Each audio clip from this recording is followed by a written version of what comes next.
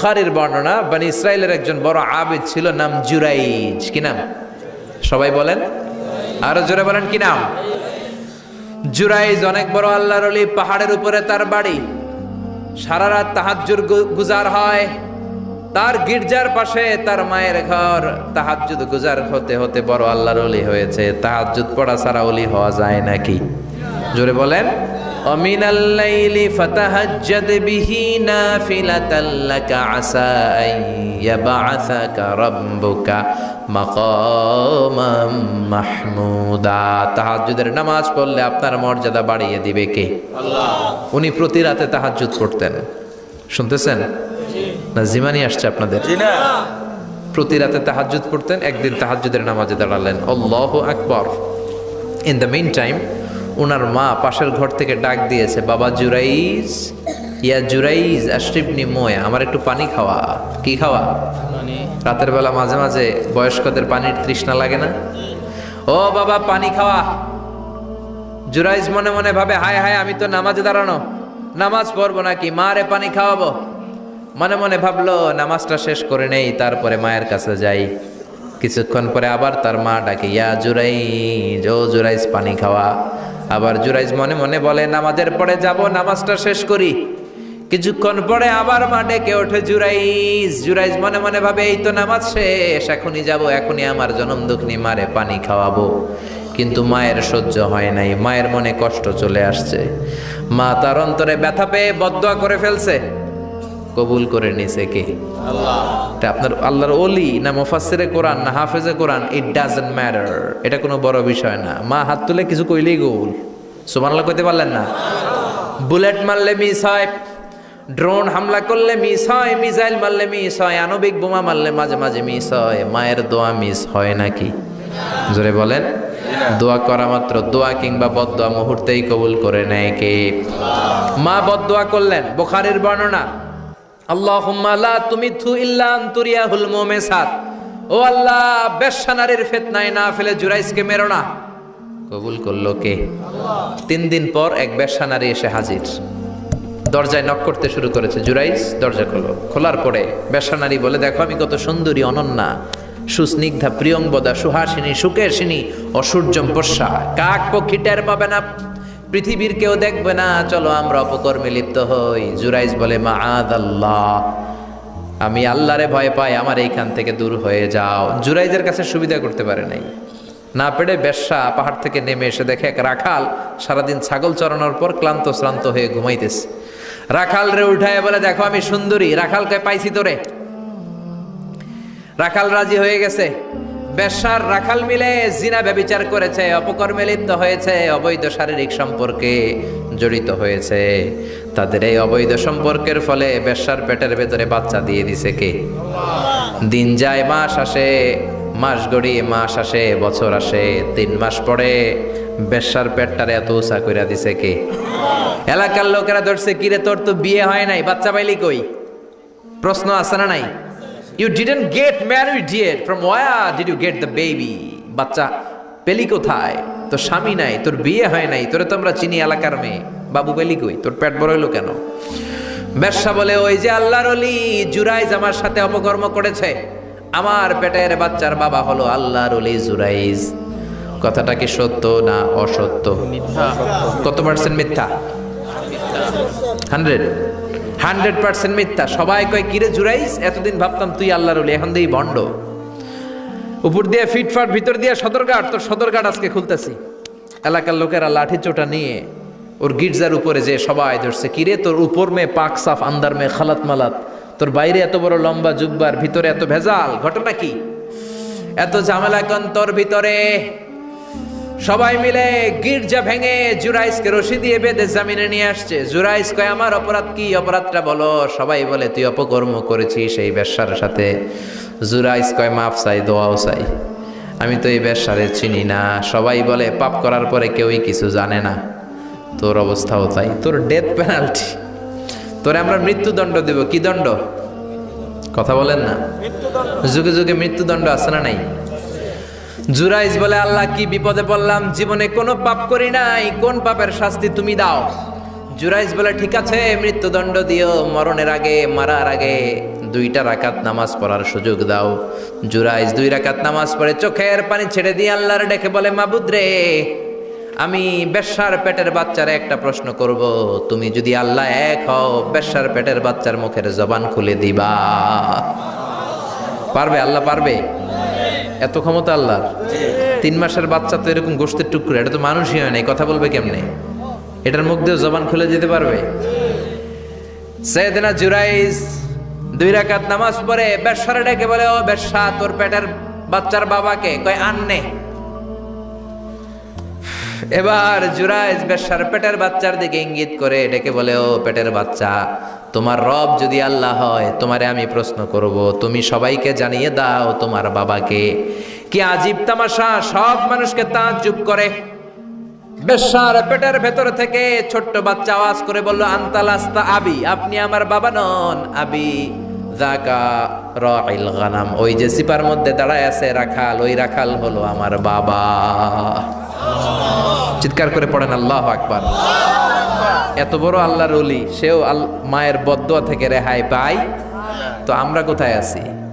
বদদোয়া করলে ভেজালে পড়ে যেতে হবে, রেহাই পাওয়া যাবে না। চিল্লায় এখন ঠিক কিনা? এজন্য খবরদার এমন আচরণ করব না যাতে বদদোয়া পাই। মা বাবার দোয়া নিব। কি নিব? মা বাবার খেদমত করব, তাদের কাছ থেকে দোয়া নিব। খবরদার মা বাবাকে হাদিয়া দিব। অনেকে মা বাবারে হাদিয়া না দিয়া এদিক সেদিক হাদিয়া দেয়, আছে না নাই? মাজারের উপরে যায় মশারি টাঙ্গায়, ওর মায়ের মশায় কামড়ায়, ওর বাপের মশায় কামড়ায়, এরকম ডাকাইত, আছে না নাই? এজন্য আল্লাহ বললেন, খবরদার বিল ওয়ালিদাইনি ইহসানা, মাতা পিতার খেদমত করবা, মাতা পিতার সাথে ইহসান করবা, তাদের কাছ থেকে দোয়া নিবা। কারণ মা বাবা তোমাদের জন্য যে কষ্ট সহ্য করেছে, সারা জীবন খেদমত করলেও সুদ আদায় হবে। আল্লাহ বললেন, খবরদার 3 কারণে মায়ের মর্যাদা বেশি। আবার বিশ্ব নবীও বললেন, বাবার চেয়ে মায়ের মর্যাদা বেশি। এক হাদিসে বললেন 3 গুণ, আর এক হাদিসে বললেন 4 গুণ। সাহাবী বললেন, কার সাথে ভালো আচরণ করব? বিশ্বনবী বললেন, উম্মুক, তোমার মায়ের সাথে। তারপরেও বললেন মায়ের সাথে, তারপরেও মায়ের সাথে, তারপরে মায়ের সাথে, পঞ্চমবারে বললেন তোমার পিতার সাথে। 4 বার মায়ের কথা বললেন। কয়বার? আরো জোরে বলেন। এজন্য আল্লাহ ডেকে বলে, গোলাম খবরদার মায়ের সাথে ভালো আচরণ করবা। কারণ হামালাথু উম্মুহু, বাবা তোমারে পেটে ধরে নাই, পেটে ধরেছে কে?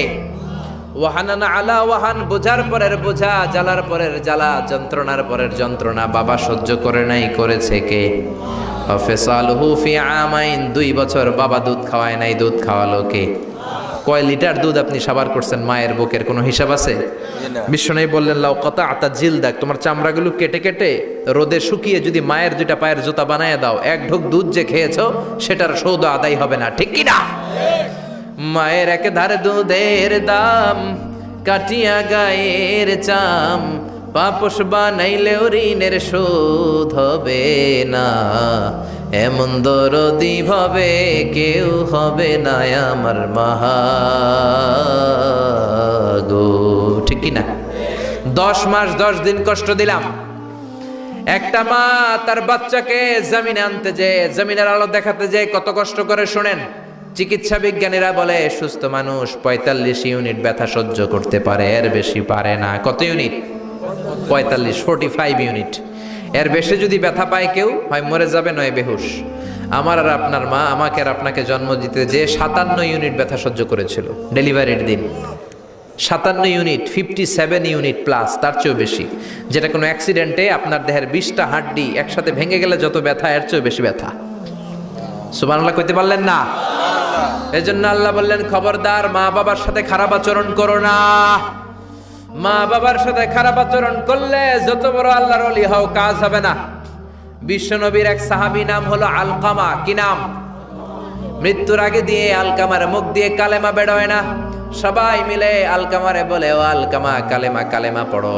আলকামার সামনে সবাই পড়ে লা ইলাহা ইল্লাল্লাহ, কিন্তু আলকামার মুখ দিয়ে বের হয় না। 3 দিন বিছানায় পড়া। কয় দিন? বিশ্বনবী বলেছেন, লাকিনু মাউতাকুম লা ইলাহা ইল্লাল্লাহ, তোমরা তোমাদের মুমূর্ষু রোগীদের সামনে লা ইলাহা পড়ো। দাদা মরে যায়, চাচা মরে যায়, মুমূর্ষু বিছানায় পড়া, কাছে কানের সামনে যে পড়তে আরম্ভ করবেন লা ইলাহা লা ইলাহা ইল্লাল্লাহু মুহাম্মাদুর রাসূলুল্লাহ।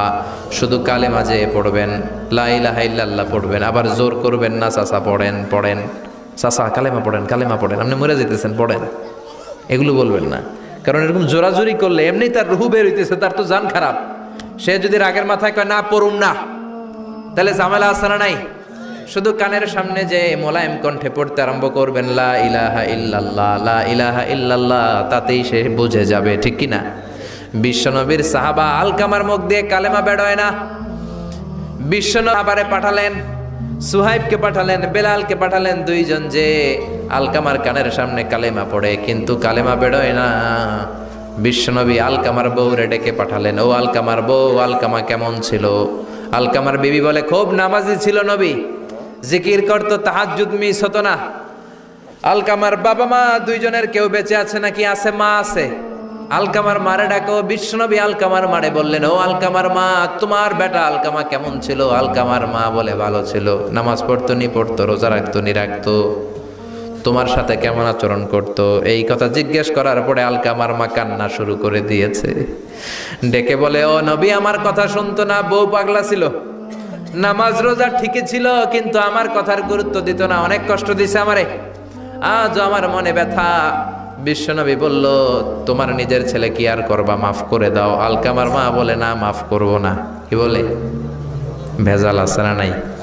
বিশ্বনবী বললেন, লাকড়ি আনো, আগুন জ্বালাও, আলকামারে আমরা আগুনে ফেলবো। লাকড়ি আনা হলো, দাও দাও দাও দাও করে আগুন জ্বালানো হলো। সব সাহাবীরা ধরাধরি করে আলকামারে আগুনে ফেলবে। ইন দ্য মিন টাইম আলকামার মা এসে বিশ্বনবীর পা ধরে বলে, ও নবী, আমার কলিজার টুকরারে আগুনে ফেলবেন না, আমার নারছেরা ধন আলকামা, 10 মাস 10 দিন আমি পেটে ধরেছি, আগুনে ফেলবেন না। বিশ্বনবী বললেন, তাহলে মাফ করছো কিনা বলো।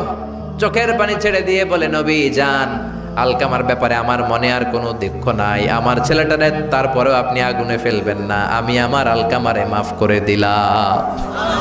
আলকামার মা আলকামার মাফের ঘোষণা যখন দিয়েছে, আলকামা চিৎকার করে পড়তে শুরু করেছে, লা ইলাহা ইল্লাল্লাহু মুহাম্মাদুর রাসূলুল্লাহ সাল্লাল্লাহু আলাইহি ওয়াসাল্লাম। মা বাবার সাথে বেয়াদবি করলে মরার আগে মুখে কালেমা বেরোবে না। চিল্লা এখন ঠিক কিনা?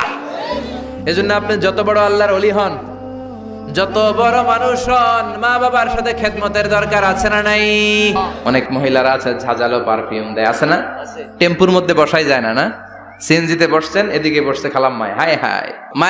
আপনার পুরো দেহটা ঢাকা থাকতে হবে। যে ড্রেস পরবেন, you should cover your whole body. শুধু হাতের এই 2 কবজি আর চেহারা খোলা রাখতে পারবেন, তবে চেহারা ঢেকে রাখা উত্তম। একজন মহিলা বোরকা পড়ছে কিন্তু চেহারা খোলা, তার হেজাব হয় নাই, পর্দা হয় নাই, এটা বলা যাবে? কিন্তু উত্তম হচ্ছে চেহারা ঢেকে রাখা, কারণ চেহারা সৌন্দর্যের রাজধানী। Face is the capital of beauty, ঠিক কিনা? চেহারা দেখলাম তো সব বোঝা গেল, ঠিক কিনা? কেমন মাধুর্যতা আছে, দেখতে কেমন সুন্দরী কিনা সব বোঝা যায়। এজন্য চেহারাটাও ঢেকে রাখবেন, চোখটা খোলা রাখবেন। বিশ্বনবীর স্ত্রী উম্মে সালামা বলে, দেখার জন্য আমার 2 চোখের দরকার নাই, লাগবে 1 চোখ। উনি আরেক চোখের মধ্যে আরেক কাপড় দিয়ে রাখতেন, এমনি তাকাইতেন। সাহাবারা বলতেন, উনারা দেখলে আমরা দিতাম দৌড়, ভয় লাগতো। চোখ একটা দেখা যায় আর একটা খোলা, ওনারা দেখে আমরা এদিক সেদিক পালিয়ে যেতাম। আবার অনেক মহিলারা পা ঢাকে না, পা কিন্তু পর্দার অন্তর্ভুক্ত। সব সময় মেয়েরা পা মোজা পরে বেরোতে হবে, পা দেখানো যাবে না। হাদিসে এসেছে শুধু হাত এতটুকু, পা কিন্তু পর্দার অন্তর্ভুক্ত। উম্মে সালামা বললেন, ইয়া রাসূলুল্লাহ, আমরা তো হাঁটতে গেলে অনেক সময় পা দেখা যায়। বিষ্ণু বললেন, তাই? তাহলে 1 বিঘত নিচ দিয়ে কাপড় বাড়াও। উম্মে সালামা বললেন, জোরে হাঁটলে তো তারপরও দেখা যাবে। বিষ্ণু বললেন, 1 হাত বাড়াও, ধুলাবালি সহ টানবা, তারপরও পায়ের 1 ইঞ্চি দেখানো যাবে। তাহলে ড্রেস কোডের প্রথম নিয়ম হচ্ছে পুরো দেহ ঢাকবেন। 2 নম্বরের নিয়ম, পোশাক ঢিলে ঢালা হবে না টাইট ফিটিং?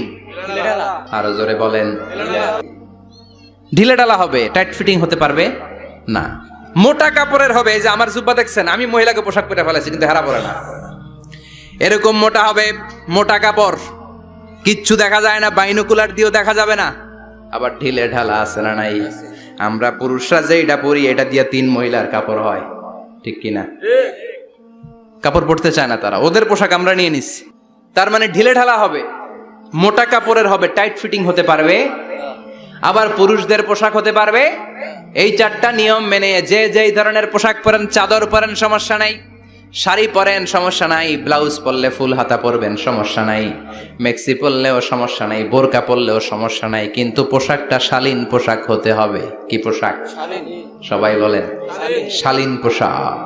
পুরুষদের পোশাক পরা যাবে, কারণ বিশ্বনবী লানত করেছেন ওই নারীদেরকে যেই নারীরা পুরুষদের মতো সাজতে চায়। এরকম আছে না নাই? দেখলে বোঝা যায় না কোনটা ছেলে কোনটা মেয়ে, আছে না নাই?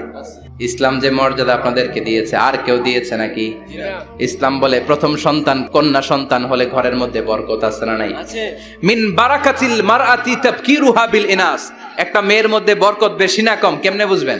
তার প্রথম সন্তান যদি মেয়ে হয় তাহলে বুঝবেন এই মেয়েটা বরকতওয়ালা মেয়ে, এই মেয়ে আপনার জীবনে অনেক কিছু নিয়ে আসবে। সুবহানাল্লাহ কইতে পারেন না? কিন্তু অনেক ডাকাইত আছে, মেয়ে হইলে অখুশি হয়, ছেলে হইলে পাড়ার সবারে জিলাপি খাওয়ায়, পাড়ার সবারে মিষ্টি খাওয়ায়, মেয়ে হইলে কিচ্ছু খাওয়ায় না, আছে না নাই? কিন্তু আমরা মেয়ে হলে খুশি হব। আবার যখন স্বামীর কাছে যায়, ইসলাম বলে ওই স্বামী আল্লাহর কাছে সেরা যেই স্বামী বউয়ের কাছে সেরা। বউ যদি আপনারে ভালো বলে আপনি আল্লাহর কাছে ভালো, বউ যদি খারাপ বলে আপনি আল্লাহর কাছে খারাপ। তার মানে ব্যালেন্স করেছে ইসলাম। স্বামীরও আনুগত্য করতে বলেছে, আবার স্বামীকেও বলেছে স্ত্রীকে ভালোবাসতে, ঠিক কিনা? কথা বলেন। এবার আরেকজনের স্ত্রী, ইসলাম বলে তোমার হাত যদি বউয়ের হাতের সাথে মিলাও, দুই হাতের সগীরা গুনাহ মাফ করে কে? স্ত্রীর দিকে যখন তাকাও তোমার চোখের সগীরা গুনাহ মাফ করে কে? প্রতি মাসে মাসে স্ত্রীর কাপড় চোপড় আর কসমেটিক্স কেনার জন্য যে টাকাটা দাও, এই টাকাটা সদকা হিসেবে কবুল করবে কে? এবার এই মহিলা গর্ভবতী, ইসলাম বলে সন্তান ভূমিষ্ঠ করতে যে যদি কোনো মা ডেলিভারি কেসে হসপিটালে মারা যায় কিংবা বাসায় মারা যায়, কিয়ামতের দিন ওই মহিলাকে শহীদদের কাতারে দাঁড় করায় দিবে কে? বাচ্চা ভূমিষ্ঠ করতে যে শাহিদা, শহীদদের কাতারে। আর সুন্দর মতো যদি আসে, আল জান্নাতু তাহতা আকদামি উম্মাহাতিকুম, মায়ের পায়ের নিচে সন্তানের বেহেশত, আছে না নাই? জোরে বলেন। এজন্য ইসলাম বলে খবরদার, মায়ের মর্যাদা সবচেয়ে বেশি। এক সাহাবী বললেন, ইয়া রাসূলুল্লাহ, কার সাথে ভালো আচরণ করব? বাবার সাথে নাকি মায়ের সাথে? নবী বললেন মায়ের সাথে, এরপরে মায়ের সাথে, তারপরে মায়ের সাথে, তারপরে কার সাথে? তারপরে তোমার পিতার সাথে। মায়ের মর্যাদা কয় গুণ বেশি? আমি বলি আমাদের পায়ের নিচে থাকে মৌজা, জুতা আর বালু, আর মহিলাদের পায়ের নিচে জান্নাত। এই পৃথিবীটারে 1000 বার বিক্রি করলে জান্নাতের একটা চেয়ারের দাম হবে না। সুবহানাল্লাহ পড়েন। আর যেই জান্নাত মায়ের পায়ের নিচে পড়ে আছে, ওই পায়ের দাম বেশি না কম? বেশি। এজন্য মায়েদের সাথে ভালো আচরণ করতে হবে। ইসলাম নারীকে দিয়েছে ইবাদতের অধিকার, তার মানে ইবাদতের অধিকার। ইসলাম নারীকে দিয়েছে শিক্ষার্জনের অধিকার। আপনার ছেলেকে স্কুলে পাঠান, শুধু ছেলেকে নয়, আমরা বলি আপনার ছেলেকেও পাঠান, মেয়েকেও পাঠান, ঠিক কিনা?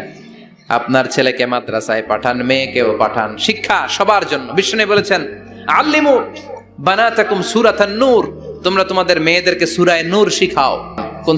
ও আমার মায়েরা, আপনাদের জন্য রব্বুল আলামিন সব হকের কথা সূরাতুন নূরে বলেছে। আল্লিমু বানাতাকুম সূরাতান নূর, তোমরা তোমাদের নারীদেরকে সূরাতুন নূর শিক্ষা দাও। ও আমার মায়েরা, আজ থেকে সূরাতুন নূরের অর্থ পড়বেন, তাফসীর পড়বেন, ঘরটারে বরকতময় করে দিবে কে? আপনাদের আছে মোহরানার অধিকার। বিয়ে করলে পুরুষ মোহরানা পাবে না, দিবে। কিন্তু আমরা এতগুলা টাকা নিয়ে আসি, ডাকাইত, আছে না নাই? সারা জীবন মেয়েটারে লালন পালন করলো, একটা মেয়ে হলো একটা বাবার কলিজা, মেয়ে দিয়ে দিল মানে বাবা কলিজা ছিঁড়ে দিল। আর কি চাস? ডাকাত, ফকির কোথাকার। খবরদার, বিয়ের মধ্যে 1 টাকা যদি তুমি যৌতুক খাও, কিয়ামতের দিন আল্লাহ তোমারে ছাড়বে। যৌতুকের সাথে ইসলামের কোনো সম্পর্ক, যৌতুকের সাথে সম্পর্ক। একজন বাবা ইন্তেকালের আগে ছেলেকে যদ্দুর দিবে, মেয়েকে তার অর্ধেক দিতে হবে। যেরকম, ঠিক কিনা? ছেলেকে যদ্দুর দিবেন, মেয়েকে অর্ধেক। ইউসিকুমুল্লাহু ফি আওলাদিকুম লিযযাকারি মিসলু হাযযিল উনসায়াইন। ও আমার বাবারা, সম্পদ হলো হাতের ময়লা, আপনি চলে যাবেন, সম্পদ থেকে যাবে। ছেলেরে যদ্দুর দিবেন, মেয়েরে অর্ধেক। কার কথা? মানতে রাজি আছেন তো? একজন পৃথিবীতে এতগুলো দেশ, কোন দেশের সেনাপ্রধান নারী আছে? থাকলে আমারে জানান। কোনো দেশের বিচারপতি নারী আছে? নাই। কারণ এই ডিসিশনগুলো নিতে হলে অনেক বড় মাথা লাগে, অনেক সাহস লাগে, কিন্তু নারীরা রক্ত দেখলে ভয় পেয়ে যায়। সুবহানাল্লাহ পড়েন। কি ব্যালেন্স আল্লাহ করে দিলেন। এই জন্য খবরদার, মাজারে যেয়ে কিছু চাওয়া যায় না। মাজারে পড়ে থাকা ব্যক্তিটা আপনার মতোই ব্যক্তি। আল মাইয়িতু ফিল কবরি কাল গারিকু ফিল বাহরি। সাঁতার না জানা ব্যক্তি সাগরে পড়ে গেলে যেমন অসহায়, কবরে চলে গেলে মানুষ তেমন অসহায়। সে কিচ্ছু দিতে পারে না, বরং আপনি কবরের সামনে যে দোয়া করে তারে কিছু দিয়ে আসবেন। ঠিক কিনা? কথা বুঝতেছেন? এজন্য মায়েরা, বোনেরা, আবারও বলি, খেয়াল করে শুনবেন, মাজারে যাওয়া যাবে না, মাজার কেন্দ্রিক হওয়া যাবে না। চাইতে হবে কার কাছে? দিতে পারে একজন, তিনি কে? কেউ যেটা দেখে না দেখে কে? কেউ যেটা শোনে না শোনে কে? কেউ যেটা পারে না পারে কে? এজন্য চাইবো কার কাছে? 24/7 সবসময় দেওয়ার জন্য ধন ভান্ডার নিয়ে তিনি প্রস্তুত, কিন্তু আমরা চাই না। এজন্য মায়েরা, যারা এতদিন মাজার কেন্দ্রিক ছিলেন, এই অভ্যাসকে আপনারা পাল্টে ফেলেন। মাজারেও যাবেন না, বাজারেও যাবেন না। জরুরি প্রয়োজনে হিজাব মেনটেন করে বাজারে যাওয়া যেতে পারে, কিন্তু এই কাজটা মূলত পুরুষদের। কাদের কথা বলেন? এজন্য আল্লাহ বললেন ওয়াকারনা ফি বুয়ুতিকুন, নারী তোমরা ঘরে থাকো। কিন্তু ঘরে না থেকে এখন বাজার কেন্দ্রিক, মাজার কেন্দ্রিক। ঘরে থাকতে চায় না। ঘরেই যে আল্লাহ কত দায়িত্ব দিয়েছে নারীদের। এক একটা ঘর এক একটা ফ্যামিলি, এক একটা ফ্যামিলি এক একটা ইনস্টিটিউশন, প্রতিষ্ঠান। আর এই প্রতিষ্ঠানের এমডি, ম্যানেজিং ডাইরেক্টর হচ্ছে এক একটা মহিলা। চিল্লা এখন ঠিক কিনা? কূটনৈতিক জ্ঞান না থাকলে আরেক বাড়ির মাইয়া নতুন এক বাড়িতে যাইয়া সবার সাথে মিলেমিশে চলতে পারে? কথা কন। তো আপনার ডিপ্লোমেসি জানা লাগে, আপনার food management, cooking management, washing management, rearing up the children, চিলড্রেনদেরকে কিভাবে বড় করতে হয় এটা জানতে হয়। তো এত দায়িত্ব ধুইয়া, আপনার ম্যানেজিং ডাইরেক্ট দায়িত্ব ধুইয়া আপনি বাইরে যান কেন? কথা বলেন। এজন্য আল্লাহ বললেন ওয়াকারনা ফি বুয়ুতিকুন্না, ঘরে থাকবা। ঘরে থাকলে ওই ঘরটারে বরকতময় করে দেয় কে? আল্লাহ। দেখবেন যেই ঘরে নারী থাকতে পারে না, ওই ঘরটা উস্কো খুস্কো, রুক্ষ, ভালোবাসার ছোঁয়া নাই। ওই ঘরের মধ্যে মাধুর্যতা নাই, প্রেম নাই, মমতা নাই, সব কেমন যেন অগোছালো। কারণ নারীর হাত পেলে একটা ঘর যেরকম সুন্দর হয়, নারীর হাত না লাগলে ঘরটাকে ওই রকম সুন্দর করে সাজানো যায়। মাঝে মাঝে আমরাও ঘর গুছাই, মাঝে মাঝে আমরাও ঘরকে পরিচ্ছন্ন করতে চাই, কিন্তু মেয়েরা যেমন করে সাজায় আমরা তেমন করে পারি নাকি? কথা কয় না? কথা বলেন। পারি পারি। আমরাও মাঝে মাঝে রান্না করি, মহিলা রান্না করলে যেই স্বাদ হয় আমাদেরটা ওইটা হয়। কথা বলেন। এজন্য আল্লাহ বললেন ওয়াকারনা ফি বুয়ুতিকুন্না, ঘরে থাকবা। পুরুষরা থাকবে বাইরে, তোমরা প্রয়োজনে বাইরে যাবা। আর পুরুষরা রাত্রি বেলায় বিশ্রামের প্রয়োজনে ঘরে আসবে। কার কথা? কার কথা? আবার আল্লাহ নারীদেরকে বললেন চোখ নামাও। আমাদেরকেও বললেন চোখ নামাও, তাদেরকেও বললেন চোখ নামাও। ওয়াকুল্লিল মুমিনাতি ইয়াগদুদনা মিন আবসারিহিন। ও নবী, নারীদেরকে বলেন তারাও যেন পরপুরুষ দেখলে চোখ নামিয়ে রাখে। ওয়াহফাজনা ফুরুজাহুন্না, তারা যেন তাদের প্রাইভেটসকে হেফাজত করে। ওয়ালা ইউবদিনা জিনাতাহুন্না ইল্লা মা যাহারা মিনহা, দেহের সৌন্দর্য যেন বের না করে দেয়। ওয়ালিয়াদরিবনা বিখুমুরিহিন্না আলা জুয়ুবিহিন্না, আর তাদের বুকের উপরে যেন একটা চাদর নামিয়ে দেয়। সুবহানাল্লাহ। ওড়নাটা যেন, উন্নত বক্ষটা তারা ঢেকে রাখে। এখন বুকের উপরে ওড়না থাকে না, ওড়না থাকে গলায়। ঠিক কিনা? অবশ্য এইখানে যে বোনেরা আসছে এদের এই সমস্যা নাই, এরা সবাই বোরকা পরে আসছে। এদের আত্মীয় স্বজনের মধ্যে ঝামেলা থাকতে পারে, তো আপনারা যে পৌঁছে দিবেন। ওড়না থাকবে কোথায়? নারীদের বুকের উপরে ওড়না থাকবে, চাদর থাকবে। গলার মধ্যে ওড়না রাখার জন্য বলা হয় নাই। ওয়ালিয়াদরিবনা বিখুমুরিহিন্না আলা জুয়ুবিহিন্না, বুকের উপরে রাখো, নিজেকে ঢেকে রাখো, হেজাব করো। হেজাব করলে নারীর মর্যাদা বাড়িয়ে দেয় কে? সম্মানিত বোনেরা, নারী স্বাধীনতার কথা যারা বলে টেলিভিশনে, এগুলো শুনে আপনারা ভড়কে যাবেন না, এগুলো শুনে আপনারা পাগল হবেন না। মনে রাখবেন, হেজাব আপনার অধিকার, হেজাব নারীর অধিকার, এটা নারীর সৌন্দর্যের প্রতীক।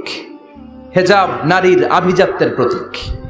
হেজাব নারীর সৌন্দর্যের প্রতীক, আভিজাত্যের প্রতীক, তার রূপের প্রতীক। এটা তার অধিকার। চিৎকার করে বলেন ঠিক কিনা?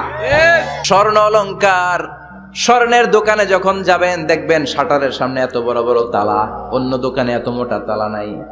আবার যেখানে গ্লাস ফিটিং করা স্বর্ণ রাখা হয় ওইখানেও কয়েকটা লকার সিস্টেম আছে না নাই?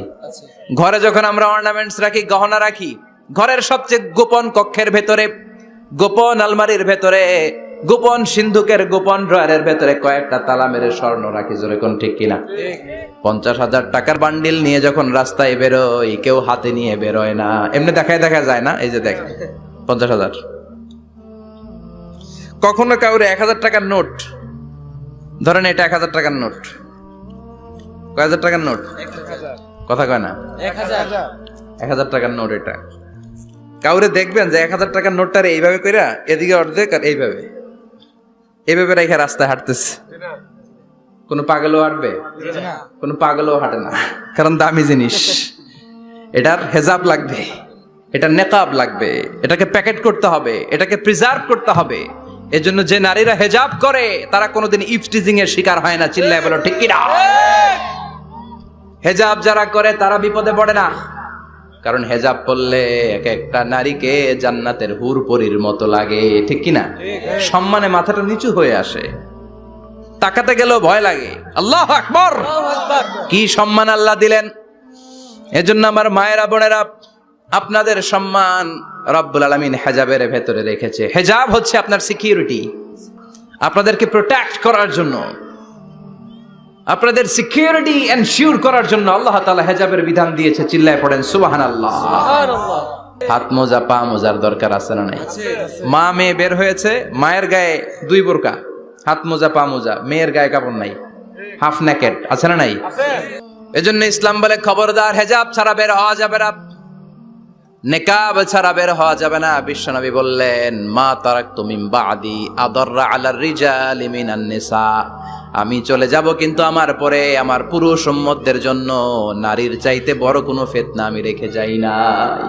নারীদের জন্য আল্লাহ কিছু আদর্শ পাঠালেন, নারীদের জন্য আল্লাহ শিক্ষণীয় মহীয়সী কিছু নারীর জীবনে দিলেন। বললেন, এই জীবনীগুলো পড়ো, তোমাদের জীবনটারে উজালা করে দিবে কে? আল্লাহ বললেন, দরাবাল্লাহু মাসালাল লিল্লাযীনা আমানু ইমরাতা ফিরআউন। গোটা বিশ্বের সব নারীদের জন্য রব্বুল আলামিন কুখ্যাত সন্ত্রাসী ফেরাউনের বউকে মডেল বানিয়ে দিয়েছে। সুবহানাল্লাহ পড়েন। সুবহানাল্লাহ। কাফেরের বউ মুমিন নারীদের মডেল, আবার নবীর বউ কাফের নারীদের মডেল, আছে না নাই? নূহ আলাইহিস সালাম আল্লাহর সব চাইতে প্রিয় নবী, প্রিয়দের একজন, কিন্তু তার বউ কাফেরদের মডেল। আর কুখ্যাত সন্ত্রাসী ফেরাউন, তার বউ আসিয়া মুমিন নারীদের মডেল। আল্লাহু আকবার। তোমাদের মডেল হচ্ছে ফাতিমা। চিল্লায় বলেন ঠিক কিনা? এই সব নবীদেরকে আল্লাহ পাঠিয়েছে আল্লাহর জমিনে দ্বীন কায়েম করানোর জন্য, জোরে বলেন ঠিক কিনা? ইকামাতুদ দ্বীনের জন্য। আল্লাহর জমিনে আল্লাহর দ্বীন বাস্তবায়িত হবে, আল্লাহর জমিনে আল্লাহর কথা বাস্তবায়িত হবে। চিল্লায় বলেন ঠিক কিনা? এজন্য আল্লাহ এক একজন নবীকে দিয়েছেন হেদায়েত, কি দিয়েছেন? আর দিয়েছে দ্বীনুল হক। والذي أرسل رسوله بالهدى ودين الحق ليظهره على الدين كله ولو كره المشركون। আরেক আয়াতে এসেছে ওয়াকাফা বিল্লাহি শাহিদা, ঠিক কি না? নবীদেরকে আল্লাহ পাঠিয়েছেন আল্লাহর জমিনে আল্লাহর দ্বীন কায়েমের জন্য।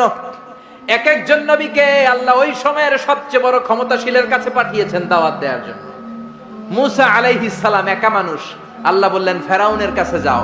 আমার যদি কেউ বলে আপনি ডোনাল্ড ট্রাম্পের কাছে যে দাওয়াত দেন, আমার পক্ষে সম্ভব? কাঁপতে কাঁপতেই তো আমি পড়ে যাব, ঠিক কি না? সাইয়েদনা মুসাকে আল্লাহ বললেন ইযহাব ইলা ফিরআউনা ইন্নাহু তাগা। ও মুসা, ভয় নাই, ফেরাউনের কাছে যাও, ফেরাউনের কাছে যে দাওয়াত দাও। সাইয়েদনা মুসা বললেন, আমার কথা বললে অর্ধেক মানুষ বুঝে, অর্ধেক মুখের ভিতরে থাকে।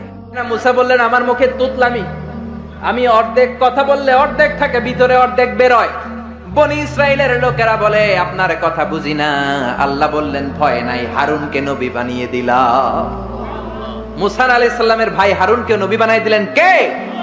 এরপর আল্লাহ বললেন ফাকুলা লাহু কাওলান লাইনান লাআল্লাহু ইয়াতাযাক্কারু আও ইয়াখশা। ও মুসা, তুমি যাও, তোমার ভাই হারুনও যাও, তোমার মেজাজ একটু গরম। মুসা নবীর মেজাজকে গরম করে দিয়েছে কে? চিল্লায় বলেন কে? তোমার মেজাজ একটু গরম, কিন্তু জিহ্বা বানিয়েছি নরম। আমাদের জিহ্বা কি নরম না গরম? তোমার নরম একটা জিহ্বা দিয়েছি, ফেরাউনের কাছে গরম মেজাজটা নিয়ে যেও না, নরম জিহ্বা দিয়ে দাওয়াত দাও, কবুল করে ফেলবে। সুবহানাল্লাহ পড়েন। এক এক নবীকে মারতে মারতে আধা মরা করা হতো। সাইয়েদানা নূহ আলাইহিস সালাম 950 বছর দাওয়াত দিলেন। 950 বছরের দাওয়াতে তার ডাকে সাড়া দিয়েছে মাত্র 80 জন। কয়জন? সবাই বলেন কয়জন? এরপরে সব নবীরা ছিল বাশার, মানুষ ছিল। কি ছিল? ইন্নামা আনা বাশারুম মিসলুকুম, আমি তোমাদের মতোই মানুষ। নবীরা বিপদে পড়তেন, নবীরা জন্মগ্রহণ করতেন দুই একজন নবী ছাড়া। আদম আলাইহিস সালামের মাও নাই, বাবাও নাই। ঈসা আলাইহিস সালাম মা আছে, বাবা নাই। বাকি সব নবী মায়ের পেট থেকে এসেছেন। চিল্লায় এখন ঠিক কিনা? তারা আহত হলে টকটকে রক্ত বেরোতো, ওনাদের ক্ষুধা লাগতো, ওনারা বাজারে যেতেন, বিয়ে করতেন, সন্তান হতো, এন্তেকালও করতেন। চিল্লায় বলেন ঠিক কিনা? এরপরে সব নবীরা পুরুষ ছিলেন। কি ছিল? নারী নবী ছিল? কেউ জানলে আমারে বলেন, আমি জানি না। নারী কোন নবী ছিল? হিজরা কোন নবী ছিল? সব নবী ছিল পুরুষ। কি ছিল? এই প্রত্যেকটার দলিল আছে, বলতে গেলে লম্বা সময় লাগবে। সর্বশেষ সব নবীরা আহইয়াউন ফি কুবুরিহিম ইউসাল্লুন, সব নবীরা তাদের কবরে জীবিত, সালাম দিলে সালাম শুনে। চিল্লা এখন ঠিক কিনা? নবীদের লাশ পচেও না, গলেও না। বিশ্বনবী বলেন ইন্নাল্লাহ হাররামা আলাল আরদি আন তাকুলা আজসাদাল আমবিয়া, রব্বুল আলামিন জমিনের জন্য হারাম করে দিয়েছেন নবীদের লাশ পচবে না, গলবে না, কিয়ামত পর্যন্ত অক্ষত অবস্থায় কবরে আছে না নাই? বুখারীর বর্ণনা, মা মিন নাবিয়্যিন ইল্লা রাআল গানাম, এই দুনিয়ায় যত নবী ছিল সব নবীরাই রাখালগিরি করেছে। সাহাবারা বললেন আপনিও করছেন নাকি? বিশ্বনবী বললেন হ্যাঁ হ্যাঁ, মক্কার জমিনে কুরাইশদের ছাগল পেলে পেলে আমি টাকা কামাই করেছি। সুবহানাল্লাহ। আপনি যত বড় নবীর ইতিহাস পড়েন না কেন, সব নবীকে রাখাল হিসেবে পৃথিবীতে পাঠিয়েছে কে? কারণ রাখাল বড় কঠিন একটা চাকরি, এই ডিউটিটা বড় কঠিন। ছাগল যারা পালছেন তারা জানেন। ছাগল পালছেন না? যেহেতু আশেপাশে গ্রাম আছে, আমিও ছাগল পেলেছি, তবে কুরবানির আগে 10-15 দিন যত সময় পেয়েছি ছোটবেলা ছাগল পেলেছি। ছাগলের রশি ধরে ডানে টান দিলে ওটা বায়ে যায়, আছে না নাই? এজন্য আল্লাহ বুঝাতে চাইলেন আগে ছাগল পালো, আগে ছাগলগুলারে ভালো করো, কিছুদিন পরে ছাগলের রাখালি যদি করতে পারো। আমরা অনেক সময় অনেক প্রিভিলেজ, অপরচুনিটি আমরা পাই, কিন্তু এটাকে মূল্যায়ন করতে জানি না। এরকম আছে না নাই? অনেকেই তাদের জীবন নিয়ে হতাশ, তাদের লাইফ নিয়ে, ক্যারিয়ার নিয়ে হতাশ, খুশি না, সুখী না, খালি অভিযোগ। খালি কি কথা বলেন? অনেক অভিযোগ। আল্লাহ আমার এটা দিল না রে, ওইটা দিল না রে, জীবনে এটা পাইলাম না, ওইটা পাইলাম না, এই হইল না, ওই হইল না। এই অভিযোগ করতে করতে একদিন সে মাটির কবরে ঢুকে যাবে। কথা বলেন? এজন্য বিষ্ণু বলেছেন উনজুর মান হুয়া আসফালা মিনকা, তোমার চেয়ে দুর্বল অবস্থায় যে আছে তার দিকে একটু তাকাও, তাইলে দেখবা শুকরিয়া করতে মন যাবে। কিন্তু ওয়ালা তানজুর মান হুয়া আ'লা মিনকা, তোমার চেয়ে ভালো অবস্থানে যে আছে ওদিকে তাকিও না, যে দুর্বল খারাপ অবস্থানে আছে ওইদিকে একটু তাকাও। ওইদিকে তাকালে কপাল ঘষে ঘষে আল্লাহর সেজদা দিতে মন চাইবে। কোন ঠিক কিনা? কারণ আপনি যে অবস্থানে থেকে অসুখী আর অভিযোগ করছেন, অনেকে এই অবস্থানে আসার জন্য চেষ্টা প্রচেষ্টার সংগ্রাম করে যাচ্ছে। অনেকের জীবনে এই জায়গাটাতে আসা এবং পৌঁছা একটা স্বপ্নের ব্যাপার। তারা স্বপ্ন দেখে এই জায়গাটাতে আসতে, যে জায়গায় আপনি বসে আফসোস করতেছেন। এজন্য যে অবস্থায় থাকি না কেন আমরা শুকরিয়া করব একজনের, তিনি কে? আল্লাহ। আমরা যেন বেশি বেশি তোমার শুকরিয়া করতে পারি, তৌফিক দাও। পৃথিবীতে অনেক বাবা ছিল নবী, ছেলের হেদায়েত হয় নাই, আছে না নাই? অনেক ছেলে ছিল নবী, বাবার হেদায়েত হয় নাই, আছে না নাই? স্বামী ছিল নবী, স্ত্রীর হেদায়েত হয় নাই। স্ত্রী ছিল আল্লাহর ওলি, স্বামীর হেদায়েত হয় নাই, আছে না নাই? সাইয়েদনা ইব্রাহিম আলাইহিস সালাম আল্লাহর নবী, রাসূল, উলুল আজমি মিনার রাসূল, কিন্তু তার বাবার হেদায়েত হয়েছে? নূহ আলাইহিস সালাম আল্লাহর নবী, ছেলের হেদায়েত হয়েছে? লূত আলাইহিস সালাম আল্লাহর নবী, স্ত্রীর হেদায়েত হয়েছে? আসিয়া, যার কথা আল্লাহ কোরআনে বলেছেন গোটা বিশ্বের মুমিন নারীদের মডেল বানিয়েছেন আল্লাহ, এই ফেরাউনের বউকে, আসিয়াকে। সুবহানাল্লাহ পড়েন। মুমিন নারীদের মডেল কাফেরের বউ, কাফেরের বউ মুমিন নারীদের মডেল। আসিয়া আল্লাহর কাছে এত প্রিয়, প্রিয় ভাজন, কিন্তু ফেরাউনের কপালে হেদায়েত নসিব হয়েছে? হেদায়েত দেয় কে? আমরা যদি পথ হারাই, পথ দেখাবে কে? আমি যদি কোনদিন পথ ভুলে যাই, হাতছানি দিয়ে কাছে নিও, মমতার বন্ধনে আমায় বেঁধে সব ভুল ক্ষমা করে দিও। আমি যদি কোনদিন পথ ভুলে যাই, হাতছানি দিয়ে কাছে নিও, মমতার বন্ধনে আমায় বেঁধে সব ভুল ক্ষমা করে দিও। পড়েন আমিন। আমাদের ভুল ক্ষমা করে কে? আল্লাহ বলেন আমি হচ্ছে গাফিরিয যামব ওয়া কাবিলিত তাওব। আমার কাজ হচ্ছে তওবা কবুল করা আর ক্ষমা করা। শয়তানের কাজ ওয়াসওয়াসা দেওয়া, আমাদের কাজ ভুল করা, আল্লাহর কাজ খালি মাফ করা। কি আল্লাহ আমরা পাইছি, আমরা ভুল করলে উনি সব মাফ করে দেয়। শয়তান আল্লাহরে চ্যালেঞ্জ দিয়ে বলে, আল্লাহ তুমি এতগুলো জান্নাত কেন বানালে? তোমার বান্দাগুলো তো জান্নাতে ঢুকতে পারবে না। আল্লাহ বললেন কেন? শয়তান বলে, আমারে যেহেতু জাহান্নামী বলছো, আমি সবগুলারে একসাথে নিয়ে জামাতে জাহান্নামে ঢুকবো। জামাতে সবগুলারে ঢুকাম, আমিও মরুম তো গরম মারুম, আমিও মরুম তো গরম মারুম। আল্লাহ বলে, তাই তোর এত সাহস, তুই আমার উপরে কথা বলিস, আমাকে চ্যালেঞ্জ ছুড়ে দিস? আমি তো সব রাজার বড় রাজা, মহারাজা, আমি রাজাধিরাজ, আমি অব্যয় অক্ষয়, আমার কোনো ক্ষয় নাই লয় নাই, আমি সদা জাগ্রত সদা সজাগ, শাশ্বত চিরঞ্জীব। আমার উপর দিয়ে কেউ কথা বলার স্পর্ধা দেখায় না, আমার উপরে কোনো কথা নাই। ঠিক আছে, তুই চ্যালেঞ্জ দিলে আমিও চ্যালেঞ্জ দিলাম। তুই আজীবন ওয়াসওয়াসা দিবি, তুই আজীবন বান্দারে দিয়ে গুনাহ করাবি, নামাজ কাজা করাবি, মিথ্যা বলাবি, জিনা করাবি, চুরি করাবি, কিন্তু কোনো এক তাফসির মাহফিলে এসে মনটা প্রাণটা দিয়ে যখন তাফসির বুঝে হৃদয়টা গলে চোখের পানি ছেড়ে আমার বান্দা আমার কাছে ক্ষমা চাইবে, আমি সব গুনাহ মাফ করে দেব। তখন তুই কি করবি? আমি মাফ করব, তুই কি করবি? সুবহানাল্লাহ কবেন না? ওই আল্লাহর উপর ভরসা লাগে? হ্যাঁ, থাকবে একজনের উপর, তিনি কে? অন্য কারো উপর ভরসা করেন না ভাইরা। পীর সাহেবের উপর কোনো ভরসা নাই, বড় হুজুরের উপরে কোনো ভরসা নাই, কোন নবীর উপর কোনো ভরসা নাই, কোন ওলির উপর কোনো ভরসা নাই। আমাদের ভরসা আমাদের আল্লাহর উপর। চিল্লায় বলেন ঠিক কি না? মান নুকিশা উযযিবা, যার হিসাব নিকাশ নেওয়া হবে তার ধ্বংস। আল্লাহ যদি হিসাব চায় যে কেন করলি, এত নেয়ামত দিলাম, আমারে ডাকলি না কেন, আমার পথে চললি না কেন, হকের আন্দোলনে নামলি না কেন, কোরআনের আন্দোলনে শরীক হলি না কেন, আল্লাহ যদি ধরে বসে আমাদের কোনো উত্তর থাকবে? কথা বলেন। আল্লাহ যদি বিচার করতে বসে আমাদের কোনো পালাবার উপায় নাই। যদি আল্লাহ দয়া করে মাফ করে দেয় তাইলে কেল্লা ফতে। কথা কন। এজন্য ওই আল্লাহর সাথে একটা সম্পর্কের দরকার আছে না নাই? এজন্য আমরা আল্লাহর কাছে বিচার টিচার চাই না, আমরা দয়া চাই। কি চাই? বিচার চাই না। আমরা রবের কাছে দয়া চাই, কারণ তার দয়ার কোনো শেষ নাই। ঠিক কি না? এজন্য সূরাতুল ফাতিহা এমন সূরা, যে সূরা না পড়লে কারো নামাজ হবে না। হবে? এই সূরা হচ্ছে সূরাতুদ দুআ, দোয়ার সূরা। আবার এই সূরা হচ্ছে সূরাতুশ শিফা, শিফার সূরা। অসুস্থ ব্যক্তির এই সূরা পড়ে ফু দিলে সুস্থ করে কে? আল্লাহ। বিশ্বাস হয়? সূরা ফাতিহা পড়ে আপনি ফু দিবেন, দেখবেন স্বাস্থ্যটা ভালো হয়ে গেছে। আলহামদুলিল্লাহ কইবেন না? যত বড় ধরনের রোগ হোক, আপনি যদি ফু দেওয়ার মতো ফু দিতে পারেন, আপনারা সুস্থ করে দিবে কে? আল্লাহ। তবে ঈমানটা পাকা হইতে হবে, আল্লাহর উপর বিশ্বাস থাকতে হবে। বিশ্বনবী সূরা ফাতিহা পড়ে রুকিয়া করতেন, ঝাড়ফুঁক। আমরা এখন তাবিজ ঝুলাই। কি ঝুলাই? বিশ্বনবী বলেন যে তাবিজ ঝুলায় সে শিরক করলো। যদি তাবিজে উল্টাপাল্টা জিনিস থাকে, কোরআনের আয়াত দিয়ে তাবিজ দিলে এটা নিয়ে ইখতিলাফ আছে। কেউ বলে এটা জায়েজ, যেহেতু কোরআনের আয়াত। কিন্তু অন্যান্য স্কলাররা বলে না, এটাও জায়েজ নাই, কারণ বিশ্বনবী আর সাহাবারা তো করে নাই। কথা বলেন। বিশ্বনবী সাহাবা যেই পথ আমাদেরকে দেখিয়েছেন, এর চেয়ে শ্রেষ্ঠ পথ হতে পারে? সাহাবারা বিশ্বনবী সাল্লাল্লাহু আলাইহি ওয়াসাল্লাম তাবিজ দেখলে ছিঁড়ে ফেলতেন।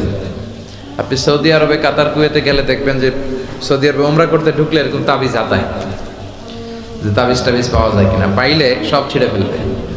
এজন্য তাবিজ পড়া যাবে।